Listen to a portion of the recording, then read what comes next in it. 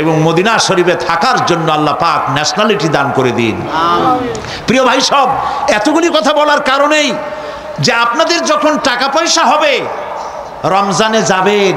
নবী করিম সাল্লাল্লাহু আলাইহি ওয়াসাল্লাম বলেছেন, রমজান মুবারকে যে ব্যক্তি উমরা করলো সেজন্য আমার সাথে হজ আদায় করলো। মসজিদে হারামে এবার লাইলাতুল কদর 26 দিবগত রাত। লাইলাতুল কদর তো এ কথা তো আমিও জানি, আপনারাও জানেন যে 26 দিবগত রাতে না, শুধু বেজোর রাতগুলিতে। কিন্তু মুহাক্কিকিনরা 26 রাত্রে একটু বেশি কান্দাকাটি করে, অন্য রাত্রে তো করেই, ওই রাত্রে একটু বেশি কান্দে। এবারে লাইলাতুল কদরে লোক সংখ্যা সম্পর্কে 27 তারিখ রমজানের সৌদি গেজেট, সৌদি নিউজ পত্রিকায় হেডলাইন হলো, মক্কা শরীফে গত রাত্রে নামাজ যারা পড়েছেন, লাইলাতুল কদরে যারা এসেছিলেন তাদের সংখ্যা 3 মিলিয়ন প্লাস, 30 লাখের উপরে। সর্বকালের হজের রেকর্ড ভঙ্গ করেছে। রাত 3টার সময় কিয়ামুল লাইল শেষ করে ইমাম সাউদ আর শোরাইব মোনাজাত শুরু করলেন। 35 থেকে 40 মিনিট মোনাজাত। হায় রে কান্না মানুষের, কাঁদতে কাঁদতে মানুষ হয়রান হয়ে যাচ্ছে। মাসনুন দোয়াগুলি পড়ছেন, শেষ দিকে গিয়ে বলছেন, আল্লাহুম্মা লা তারুদ্দানা খায়বিন, আল্লাহ পাক একেবারে কিছু না দিয়া খালি হাতে আমাদের ফেরত দিও না। কাবা শরীফ সামনে নিয়ে এভাবে করে লোকেরা কাঁদছে। প্রিয় ভাই সব, সেজন্য বলি, আল্লাহ যদি সুযোগ দেন রমজান মুবারকে উমরা করবেন, আল্লাহ যেন তৌফিক দেন, বলেন আমিন। তো আল্লাহ তার কুদরত দিয়ে এই পৃথিবীকে ভরে রেখেছেন, নিয়ামত দিয়ে ভরে রেখেছেন। মুসলমানদের জন্য সবচাইতে বড় নিয়ামত কোরআন শরীফ নিয়ামত, কাবা শরীফ নিয়ামত, মসজিদ আন নববী আশ শরীফ আল মদিনা আল মুনাওয়ারা। সুবহানাল্লাহ, সবাই বলেন সুবহানাল্লাহ। প্রিয় ভাই সব, রাত বোধহয় বেশি হয়ে যাচ্ছে, তো আমি যে পর্যন্ত পড়েছি তাতে আর 2টি আয়াত বাকি আছে, শেষ করে দেই। রাগ করতেছেন না তো? সুবহানাল্লাহ, বলি আলহামদুলিল্লাহ। আর 2টি আয়াত আছে। আল্লাহ রাব্বুল আলামিন বলছেন, وأنزلنا من المعصرات ماء ثجاجا, আমি আকাশ থেকে তোমাদের জন্য অবিশ্রান্ত বিরামভাবে বৃষ্টি বর্ষণ করি। কেন?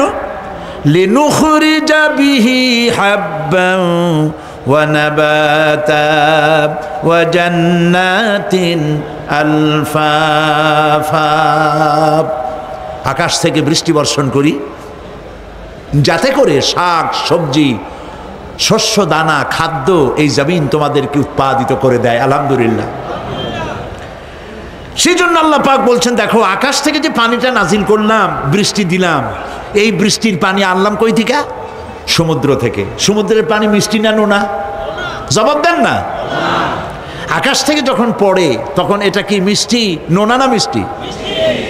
আল্লাহ রাব্বুল আলামিন বলেন, আফারাআইতুমুল মাআল্লাযী তাশরাবুন আনতুম আনজালতুমুহু মিনাল মুজনি আম নাহনুল মুনজিলুন। তোমরা যে পানি পান করো, এই পানি আকাশ থেকে কে নাজেল করে? তোমরা করো না আমি আল্লাহ করি? কে করে বলেন? আল্লাহ পাক বলছেন, লাউ নাশাউ জাআলনাহু উজাজান ফালাউলা তাশকুরুন। ইচ্ছে করলে এই পানিগুলিকে লবণাক্ত আকারে নাজিল করতে পারতাম, আমি মিষ্টি করে নাজিল করে দিলাম। কেন বান্দা আমার শুকর আদায় করো না? নোনা অবস্থায় যদি নাজিল হতো সমস্ত ফসল তোমাদের ধ্বংস হয়ে যেত। এখন আপনি বলতে পারেন যে আল্লাহ পাক, আল্লাহ তাআলা তিনি আকাশ থেকে পানি না দিলে আমাদের অসুবিধা কি? মানুষ তো নানান রকম চিন্তা করে, পানি না দিলে তো কি অসুবিধা? আমার খালে পানি, আমার বিলে পানি, আমার কুয়ায় পানি, আমার টিউবওয়েলে পানি, পানি না দিলে ক্ষতি কি? আল্লাহ পাক কোরআনে কারীমের মধ্যে বলেছেন, কুল আরাইতুম ইন আসবাহা মাউকুম গাওরান ফামান ইয়াতিকুম বিমাইম মাইন। বলো দেখি সবে, শুকাইয়া যদি যায় এই জমিনের পানি, তাহলে হেথায় তটনির ধারা কে দিবে সবারে আনি। বান্দারে, বৃষ্টি না হইলে তুমি পানির পরোয়া করো না। সমুদ্রের পানি নেবা, নদীর পানি নেবা, কলের পানি নেবা। শুনে রাখো বান্দা, নদীর প্রবাহমান নদীর পানি, কলের পানি, টিউবওয়েলের পানি, মাটির পরতে পরতে পানি, সব যদি আমি শুকায় দেই, কে আছে এই পৃথিবীতে যে নতুন করে তোমার জন্য পানি আমদানি করে দিতে পারে? পারে কেউ? কেউ পারে না। এই পানি দিয়ে আমি তোমাদের জন্য ফসল ফলাই। লিনুখরিজা বিহি হাব্বান ওয়া নাবাতা। ইয়া আইয়ুহান নাসু যকুরু নি'মাতাল্লাহি আলাইকুম হাল মিন খালিকিন গায়রুল্লাহ। হে মানব সকল, স্মরণ করো আল্লাহ পাকের ওই নিয়ামতকে। ওই আল্লাহ ছাড়া তোমাদের কি এমন কেউ আছে? কোনো আল্লাহ, কোনো রিজেক দাতা? ইয়ারযুকুকুম মিনাস সামাই ওয়াল আরদ, যিনি আকাশ এবং জমিন থেকে তোমাদেরকে রিজেক দিতে পারেন। লা ইলাহা ইল্লা হুয়া, ওই আল্লাহ ছাড়া কেউ নাই। ফাআন্না তুফাকুন, যাও কই? কেন বিভ্রান্ত হও? আল্লাহ পাক আকাশ থেকে পানি দিলেন, জমিনের ফসল উৎপাদন করে দিলেন, আর এরপরে আল্লাহ পাক বলেন ওয়া জান্নাতিন আলফাফা, আর ঘন সন্নিবদ্ধ নিবিড় বাগান বানায় দিলাম। সুবহানাল্লাহ বলেন। এখানে আল্লাহ পাক কি কি বললেন?